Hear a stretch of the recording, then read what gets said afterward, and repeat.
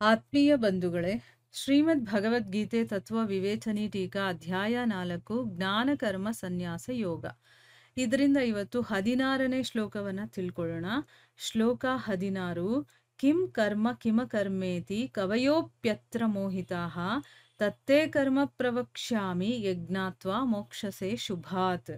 ಅನುವಾದ: ಕರ್ಮವು ಯಾವುದು ಮತ್ತು ಅಕರ್ಮವು ಯಾವುದು, ಈ ಪ್ರಕಾರವಾಗಿ ಇದರ ನಿರ್ಣಯ ಮಾಡುವಲ್ಲಿ ಬುದ್ಧಿವಂತರಾದ ಪುರುಷರು ಸಹ ಮೋಹಿತರಾಗುತ್ತಾರೆ. ಆದ್ದರಿಂದ ಆ ಕರ್ಮತತ್ವವನ್ನು ನಾನು ನಿನಗೆ ಚೆನ್ನಾಗಿ ತಿಳಿಯ ಹೇಳುವೆನು. ಅದನ್ನು ತಿಳಿದು ನೀನು ಅಶುಭದಿಂದ ಅರ್ಥಾತ್ ಕರ್ಮ ಬಂಧನದಿಂದ ಮುಕ್ತನಾಗಿ ಹೋಗುವೆ. ಇದು ಶ್ಲೋಕ ಮತ್ತೆ ಅದರ ಅನುವಾದ. ಈಗ ನಾವು ಇದನ್ನ ಅರ್ಥ ಮಾಡ್ಕೊಳ್ಳೋದಕ್ಕೆ ಪ್ರಯತ್ನ ಮಾಡೋಣ. ನೋಡಿ, ಅರ್ಜುನನಿಗೆ ಭಗವಂತ ನಿಷ್ಕಾಮ ಭಾವದಿಂದ ಕೆಲಸ ಮಾಡು ಅಂತನ್ಬಿಟ್ಟು ಆಜ್ಞೆ ಕೊಟ್ಟ. ಒಂದು ಶ್ಲೋಕದಲ್ಲಿ ನಾವು ತಿಳ್ಕೊಂಡ್ವಿ. ಆದ್ರೆ ಕರ್ಮ ಮತ್ತೆ ಅಕರ್ಮದ ತತ್ವವನ್ನ ತಿಳ್ಕೊಳ್ಳದೆ ಮನುಷ್ಯ ಹೇಗೆ ನಿಷ್ಕಾಮ ಭಾವದಿಂದ ಕೆಲಸ ಮಾಡಕ್ಕಾಗತ್ತೆ? ಆಗಲ್ಲ. ಅದಕ್ಕೋಸ್ಕರನೇ ಈಗ ಭಗವಂತ ಮಮತೆ, ಆಸಕ್ತಿ, ಫಲೇಚ್ಛೆ ಮತ್ತೆ ಅಹಂಕಾರ ಇದೆಲ್ಲ ಇಲ್ಲದೆ ಮಾಡುವಂತಹ ದಿವ್ಯ ಕರ್ಮಗಳ ತತ್ವವನ್ನ ಚೆನ್ನಾಗಿ ತಿಳಿಸೋದಕ್ಕೋಸ್ಕರನೇ ಕರ್ಮತತ್ವದ ದುರ್ವಿಜ್ಞೇಯತೆಯನ್ನ ಮತ್ತೆ ಅದನ್ನ ತಿಳ್ಕೊಳ್ಳುವಂತಹ ಮಹತ್ವವನ್ನ ಪ್ರಕಟಪಡಿಸೋದಕ್ಕೋಸ್ಕರ ಇಲ್ಲಿ ನಾನು ಅದರ ಬಗ್ಗೆ ಇಲ್ಲಿ ಹೇಳ್ತೀನಿ ಅಂತ ಇಲ್ಲಿ ಪ್ರತಿಜ್ಞೆಯನ್ನ ಮಾಡ್ತಾ ಇದ್ದಾನೆ. ಅಂದ್ರೆ ಅರ್ಥ ಏನು? ಇವಾಗ ನಮಗೆ ನಿಷ್ಕಾಮ ಭಾವದಿಂದ ಕೆಲಸ ಮಾಡು ಅಂತ ಹೇಳ್ಬಿಟ್ರು, ಆದ್ರೆ ನಾನು ಯಾವ ಕೆಲಸ ಮಾಡ್ಬೇಕು, ಕರ್ಮ ಅಂದ್ರೆ ಏನು, ಅಕರ್ಮ ಅಂದ್ರೆ ಏನು, ಅದನ್ನ ತತ್ವತಃ ನಾವು ತಿಳ್ಕೊಳ್ಳಿಲ್ಲ ಅಂತಂದ್ರೆ ನಾವು ನಿಷ್ಕಾಮ ಭಾವದಿಂದ ಕೆಲಸ ಮಾಡೋದಕ್ಕೆ ಸಾಧ್ಯನೇ ಇಲ್ಲ. ಅದಕ್ಕೆ ಇಲ್ಲಿ ಭಗವಂತ ಆ ವಿಷಯದ ಬಗ್ಗೆ ನಾನು ನಿನಗೆ ತುಂಬಾ ಚೆನ್ನಾಗಿ ಡೀಟೇಲ್ ಆಗಿ ವಿವರವಾಗಿ ತಿಳಿಸ್ತೀನಿ, ತಿಳ್ಕೊ ಅಂತ ಹೇಳ್ತಾ ಇದ್ದಾನೆ.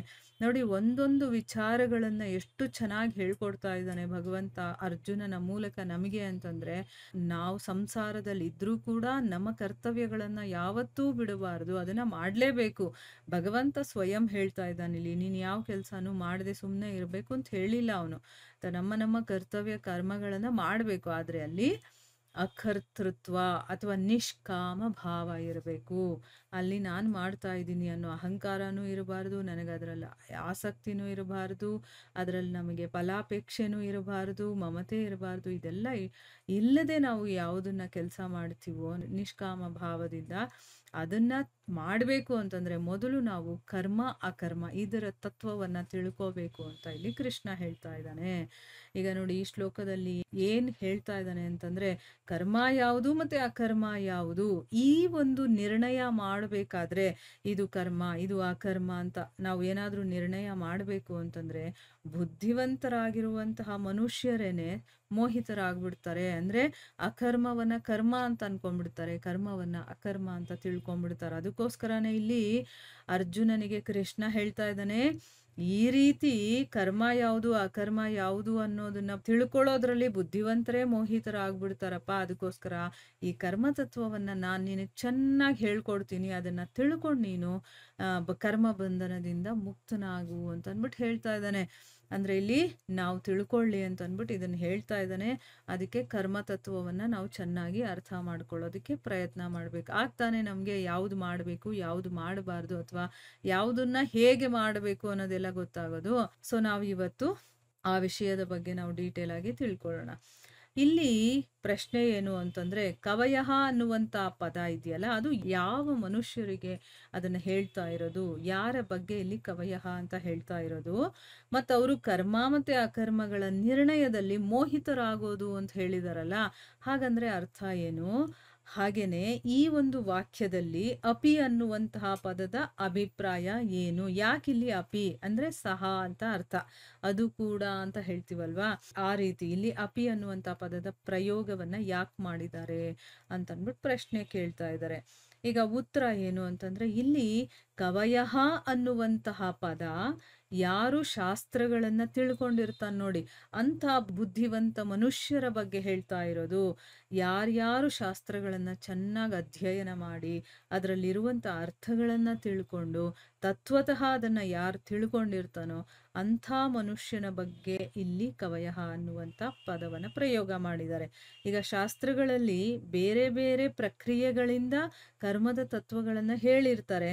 ಅದನ್ನ ನೋಡಿ, ಕೇಳಿ, ಆ ಭಾವದಿಂದ ಮಾಡಿರುವಂತಹ ಕೆಲಸ ಇದೆಯಲ್ಲ, ಆ ಕೆಲಸ ಮಾಡೋದಾಗಿರ್ಬೋದು, ಅಥವಾ ಆ ಕೆಲಸ ಮಾಡೋದರ ಕ್ರಿಯೆ ಇದೆಯಲ್ಲ, ಅದರ ತ್ಯಾಗ ಇದೆಯಲ್ಲ, ಅದನ್ನ ಕರ್ಮ ಅಂತ ಹೇಳ್ತಾರೆ.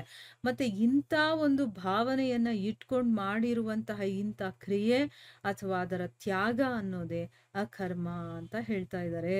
ಅಂದ್ರೆ ಈಗ ಬೇರೆ ಬೇರೆ ರೀತಿಯಲ್ಲಿ ಕರ್ಮದ ತತ್ವಗಳನ್ನ ಹೇಳಿದ್ದಾರೆ. ಅದ್ರ ಬಗ್ಗೆ ನಾವು ನೋಡಿರ್ತೀವಿ, ಕೇಳಿರ್ತೀವಿ.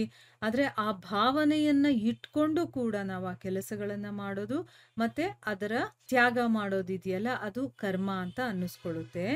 ಯಾವಾಗ ಈ ಒಂದು ಭಾವನೆಯಿಂದ ಮಾಡಿರುವಂತಹ ಇಂಥ ಕ್ರಿಯೆ ಅಥವಾ ಅದರ ತ್ಯಾಗ ಇದೆಯಲ್ಲ, ಅದನ್ನ ಅಕರ್ಮ ಅಂತ ಹೇಳಿದ್ದಾರೆ. ಈ ರೀತಿ ಸರಿಯಾಗಿ ನಾವು ಬುದ್ಧಿಯಿಂದ ನಿರ್ಣಯವನ್ನ ಮಾಡದೆ ಇರೋದಿದೆಯಲ್ಲ, ಅದನ್ನ ಕರ್ಮ ಮತ್ತೆ ಅಕರ್ಮಗಳ ನಿರ್ಣಯದಲ್ಲಿ ಮೋಹಿತರಾಗೋದು ಅನ್ನೋದಕ್ಕೆ ಅರ್ಥ.